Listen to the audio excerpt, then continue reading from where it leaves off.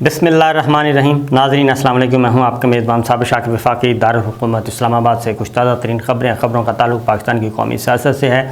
दिन ब दिन सूरत हाल तेज़ी से बदल रही है और जिन लोगों का ख्याल था कि इमरान खान साहब को वज़ीर आज़म हाउस से निकाल कर वो सुख का सांस लेंगे और बड़े चैन से ज़िंदगी गुजारेंगे, उनके सारे अंदाज़े हो गए हैं गलत। वज़ीर आज़म हाउस से तो उनको निकाल दिया गया, बल्कि बड़ी मेहनत से निकाला और जाने से पहले इमरान खान साहब एक काम कर गए। वो अब बच्चा बच्चा कह रहा है कि खान साहब, मैंने कल देखे जलसों में पोस्टर्स, बच्चों ने प्ले कार्ड उठाए हुए थे, वो कह रहे थे कि खान साहब एक काम बहुत अच्छा करके गए हैं कि जाने से पहले सबको नंगा कर गए हैं। तमाम जितने भी जिन अपना चेहरे ढांपे हुए थे और बहुत आइनी और कानूनी और पता नहीं क्या क्या सिलसिला था, वो सबको बेनकाब करके गए हैं। और कुछ और भी बातें आपको करूँगा, लेकिन कल के जलसे में इमरान खान साहब ने कुछ पैगामात दिए हैं, बड़ी बड़ी ऑफ़र्स की हैं और वो ऑफ़र्स की हैं मुक़्तदर हलकों को। मुक़्तदर हल्के इसलिए मैं कह रहा हूँ कि फिर नाम वो कहते नहीं हमारा नाम ना आए, उनका नाम नहीं आता क्योंकि खान साहब ने भी नाम नहीं लिया, उन्होंने भी उनके लिए वर्ड यूज़ किया है, जिन का वर्ड यूज़ किया है। आगे जाके मैं इसकी तशरीह भी करूँगा। तो बड़ा खुला डुला पैगाम दिया है। सूरत हाल ये है कि पहले तो ज़रा देख लें कि इस जलसे को नाकाम करने के लिए क्या क्या जतन किए गए। अपनी एड़ी चोटी का ज़ोर लगाया गया और उसमें सियासी, गैर सियासी, सरकारी, गैर सरकारी तब सब उसमें शामिल थे और हुकूमती मशीनरी का बेदरेग इस्तेमाल किया गया। और उसमें हुआ ये कि सबसे पहले तो रास्ते बंद किए गए, वो रास्ते खुल गए और लोगों ने रास्ते उड़ा के रख दिए। उसके बाद ट्रांसपोर्टर्स को कहा गया नहीं लेके आएँ, मेट्रो बंद कर दी गई, ऑरेंज ट्रेन बंद कर दी गई और उसका भी फ़ायदा किसको हुआ?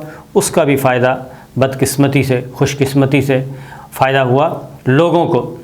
और इतना जमे गफ़ीर कि ऑरेंज ट्रेन तो बंद थी, उसका पूरा ट्रैक आप फुटेज देखें, सोशल मीडिया पे जाएं, ARY को ज़रूर देखें क्योंकि वो वाहिद टीवी चैनल था जिसने बहुत अच्छी तरह सब कुछ दिखाया।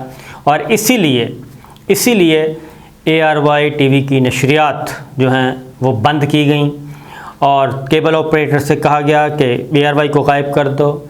और बाकी इवन जो PTCL है उसने भी नशरियात गायब की और कभी नंबर चेंज कर दिया गया, कभी उसमें वो ब्लॉक्स आने शुरू हो गए। तो इस तरीके से वो काम किया गया।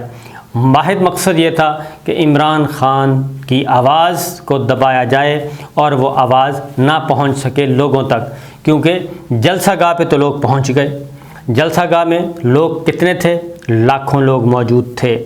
और उसकी वजह यह है कि एक जलसे का अंदर एक जलसागाह थी और एक जलसागाह से बाहर आज़ादी चौक तक, अगर आप लाहौर को जानते हैं तो आज़ादी चौक तक मेट्रो रूट, ऑरेंज ट्रेन और सड़कें सब की सब फुल थीं और लोग सुन रहे थे। और लोग क्या कह के, और सिर्फ लाहौर नहीं, इस्लामाबाद, कराची, पेशावर, कोयटा और पंजाब के तमाम अज़ला, खैबर पख्तूनख्वा के अज़ला, वहाँ से तस्वीरें आ रही थीं और केबल से नशरियात जो हैं वो उड़ाई गई, वो पूरे पंजाब में उड़ाई गई। ख़ास तौर पे पंजाब फोकस था क्योंकि पंजाब में उनकी हुकूमत है और हुकूमत इसलिए है, हालांकि वज़ीर आला पंजाब उस्मान बुज़दार हैं, गवर्नर मौजूद हैं, लेकिन वहाँ के जो चीफ़ सेक्रेटरी हैं वो खुल्लम खुल्ला बगावत पे उतरे हुए हैं और कोई हुक्म नहीं मान रहे। और वो कह रहे हैं जो उनको इस्लामाबाद से हुक्म जा रहा है और जो उनको जाती उम्रा से जा रहा है। ये है सूरत हाल। लेकिन ये आवाज़ फिर लाखों लोग सुन रहे थे इमरान खान की आवाज़ को, सोशल मीडिया पे और डिजिटल मीडिया पे, यूट्यूब पे सुन रहे थे और फेसबुक पे सुन रहे थे और बैरून मुल्क सुन रहे थे। फिर ARY ने अपनी एक ऐप दे दी और वहाँ से वो राब्ते में हुए। तो ये है सूरत हाल। अब आते हैं आखिर क्या था? खौफ ये था कि इमरान खान साहब आहिस्ता आहिस्ता आगे बढ़ रहे हैं और मैंने आपको पहले भी कहा था कि वो बारूदी सुरंगें बिछाए जा रहे हैं और बिछाते जा रहे हैं और आगे निकलते जा रहे हैं, क्योंकि इन बारूदी सुरंगों ने फटना है। और इन बारूदी सुरंगों को डिफ्यूज़ भी इमरान खान साहब ही कर सकते हैं। ये बात जहन में रखिए, उनको डिफ्यूज़ करना है तो वो खान साहब ही करेंगे और किसी से नहीं होनी, और कोई इस पे पाँव रखेगा तो वो फारग हो जाएगा। दूसरा, वो छोटे छोटे टाइम धमाका खेज टाइम बेमीम लगा रहे हैं और वो लगाते जा रहे हैं, और उसका भी। और फिर अगली बात ख़ास तौर पे जो है वो ये है कि अवाम उनकी बात सुन रहे हैं। वो बच्चे भी जा रहे हैं उधर, ख़वातीन भी जा रही हैं, बूढ़े भी जा रहे हैं। एक ऐसा मरीज़ भी था जिसका ताज़ा ऑपरेशन हुआ था पित्ते का, उसने मुझे अपनी तस्वीर और फुटेज भेजी, वो पहुंचा हुआ था। और कई मील कई किलोमीटर पैदल सफ़र करके लोग पहुंचे हुए थे। लोड शेडिंग करने की कोशिश की गई, नेट बंद करने की कोशिश की गई, सर्विसेज जैम की गई, लेकिन कोई भी हरबा कामयाब नहीं हुआ। और मुझे लगता ये है कि इस जलसे को इमरान खान के जो मुखालफीन हैं वो बहुत ज़्यादा देख रहे थे, वो बहुत ज़्यादा देख रहे थे, और वो कोशिश कर रहे थे ना किसी न किसी एंगल से कोई तस्वीर जारी करें और लगे कि ये छोटा है। लेकिन उसके बाद जो उनकी दुर्गत बना रहे थे सोशल मीडिया पे लोग, तो फिर वो सारे के सारे भाग गए और उसके बाद आहिस्ता आहिस्ता साइडों से पतली गलियों से निकल गए, क्योंकि वो एक तस्वीर करते थे पेस्ट, उसके बाद हकीकी वीडियो आ जाती थी और उसका कोई जवाब नहीं था। तो बहरहाल आते हैं इमरान खान साहब की तरफ। इमरान खान साहब ने क्या किया? इमरान खान साहब ने 2-3 बातें की हैं, बड़ी वाज़ेह की हैं और बड़ा क्लियर मैसेज दिया है मुक़्तदर हलकों को, मुक़द्दस इदारों को भी और मुक़्तदर इदारों को भी। और उसमें पहली बात, इमरान खान साहब क्या कर रहे हैं? इमरान खान साहब एक काम बड़ा क्लियरली कर रहे हैं। वो कह रहे हैं कि ये गलती जो है, ये जो ब्लेंडर मारा है, ये इदारे का ब्लेंडर नहीं है। इदारे को एक साइड पे कर रहे हैं वो। अफ़वाज पाकिस्तान, मजबूत फ़ौज, पाकिस्तान बतौर इंस्टीट्यूशंस तगड़ी फ़ौज चाहिए वो कहते हैं। किसी किस्म का तसादम नहीं हमने करना, इस मुल्क में कोई ऐसा तसादम नहीं करना जिससे हमारे मुल्क को नुकसान हो। वो ये मैसेज दे रहे हैं। और उन्होंने ये भी कहा कि ये मुल्क हमारा है, हमने इधर ही रहना है, और ना मैंने भागना है यहाँ से जैसे बाकी लीडर भागे हुए हैं, और ना ही अवाम से कहा आपने भी नहीं भागना, आप भी इधर रहेंगे। क्योंकि यहाँ से वो भागेगा जिसकी दौलत बाहर है, जिसकी दौलत के अंबार बाहर हैं, लूटते यहाँ से हैं, सरमाया बाहर ले जाते हैं, सरमायाकारी बाहर करते हैं, फिर उनके शिकंजे में आते हैं, फिर उनके तोते बन जाते हैं और रोबोट की तरह यहाँ पे उनके मफादात को सर्व करते हैं। ये था मैसेज। तो ये सब कुछ हो रहा है। इमरान खान साहब ने एक बात की है, उन्होंने कहा एक तो मुक़द्दस इदारों की तरफ सिर्फ उन्होंने सॉफ्ट स्पोकन मैसेज दिया है कि मैं बहुत कुछ करना चाहता था, इतने अरबों रुपए के केसेस हैं इन लोगों पे, इंपोर्टेड लोगों पे, मेमो गवर्नमेंट पे अरबों रुपए के केसेस हैं, पकड़े गए हैं। FIA ने इन्वेस्टिगेशन की, अफसरों ने हिम्मत का मुजाहरा किया, GIT ने किया, सब ने किया, लेकिन उसको मिलियामेट किया जा रहा है। अब उनको मिटाने की कोशिश की जा रही है। और उन्होंने कहा कि मैंने अपना काम कर दिया था। जो इदारे थे इंतज़ामी हुकूमत के मतहत इदारे, उन्होंने अपना काम कर दिया था, इन लोगों को बेनकाब कर दिया था और अरबों रुपए की मनी लॉन्ड्रिंग साबित हो गई थी। लेकिन उन्होंने कहा कि उससे आगे मैं बेबस था, और वो बेबसी मुक़द्दस इदारों के आगे, मुक़द्दस इदारों ने आगे फ़ैसला करना था। तो मुक़द्दस इदारों ने, वो एक आज़ाद इदारे हैं उन्होंने कहा, और आज़ाद का मतलब समझ जाएँ क्या मैसेज दे रहे थे। वो उन्होंने कहा कि आज़ाद इदारे हैं, ये उनका काम था, मैंने अपनी हद तक अपनी इस्तात वो मैंने कर दी। उसके बाद अगला जो मैसेज था, उन्होंने कहा कि इस्लामाबाद अपने कारकुनों से, अपने वोटर से, सपोर्टर से एक अहद लिया है, और वह अहद है कि मैं आपको इस्लामाबाद बुलाऊंगा, बहुत जल्द इस्लामाबाद आने की कॉल दूंगा, तो क्या आप आएंगे? तो लोगों ने कहा हम आएंगे। फिर उन्होंने एक और बात भी की, उन्होंने कहा कि जिन लोगों से गलती हुई है, जिन लोगों से गलती हुई है, उनके पास गलती सुधारने का एक ही तरीका है, और वो है आम इंतखाबात, और वो भी जल्द अज जल्द इलेक्शन ये करवाए जाएं। और मेरा ख़्याल है कि ये मैसेज बड़ा क्लियर, लाउड एंड क्लियर है उन लोगों के लिए जिनकी तरफ वो इशारा कर रहे हैं जिन कहकर। ये वो जिन हैं, कौन से जिन हैं ये मालूम नहीं, लेकिन खान साहब को पता है कि वो कौन से जिन हैं जिनकी तरफ उन्होंने इशारा किया है कि जिन लोगों ने गलती की है वो वाज़ेह तौर पे एक ही गलती का सुधारने का तरीका है, जाएं और इलेक्शन करवाएं और इक़्तिदार जो है वो आवाम के मुंतखब नुमाइंदों के हवाले करें। ये उन्होंने एक बड़ा मैसेज दिया है। अदरवाइज़ क्या होगा अगर इलेक्शन अनाउंस नहीं होते? जो मेरे पास इत्तलात हैं वो यही हैं कि वो ईद तक मुकम्मल तौर पे खामोश रहेंगे।